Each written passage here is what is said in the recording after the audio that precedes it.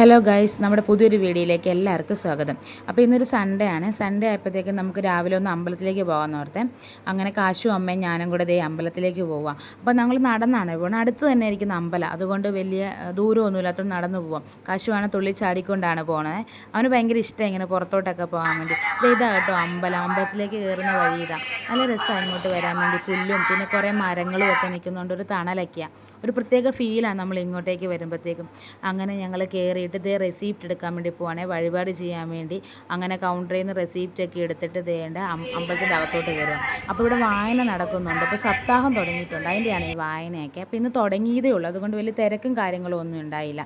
ഇനി ഒരു 7 ദിവസത്തേക്ക് ഇവിടെ കാണും. അങ്ങനെ ഞങ്ങളിത് അകത്തോട്ട് പോവുകയാണ് തൊഴാൻ വേണ്ടി. അങ്ങനെ ഞങ്ങളിതേ പോയിട്ട് വന്ന് അപ്പുറത്തൊരു പ്രതിഷ്ഠയുണ്ട്, അവിടെ പോവാം. ദേ ഈ കാണുന്നത് മഞ്ചാടിമരം കേട്ടോ. അപ്പോൾ ഇവിടെ പണ്ടൊക്കെ കുറേ മഞ്ചാടിക്കുരു പെറുക്കാൻ വരുമായിരുന്നു. ഇങ്ങനെ മഞ്ചാടിക്കുരു പെറുക്കിയിട്ട് അതെല്ലാം വീട്ടിൽ കൊണ്ടുപോയി വെക്കും. ഇങ്ങനെ മഞ്ചാടിക്കുരു പെറുക്കാൻ വേണ്ടി മാത്രം വരുമായിരുന്നു. ഒരു നൊസ്റ്റു. അങ്ങനെ നല്ലൊരു പ്രത്യേക ഫീലാണ് ഇവിടെ എപ്പോൾ വന്നാലും. അതിനെന്ന് വെച്ചാൽ കുറേ മരങ്ങൾ, നമുക്കൊരു കാടിൻ്റെ അകത്തൊക്കെ നിൽക്കുന്ന പോലെ നമുക്ക് അങ്ങനെ ഒരു ഫീലാണ്. അങ്ങനത്തെ ഒരു പ്രത്യേക പോസിറ്റീവ് എനർജി കിട്ടും. പിന്നെ അതേ ഞങ്ങൾ തൊഴുതേ പുറത്തോട്ട് വന്ന് കഴിഞ്ഞിട്ട് ഇതേ കാശും അതിലേക്കൂടെയൊക്കെ കുറച്ച് ചാടിത്തുള്ളി നടപ്പുണ്ട്.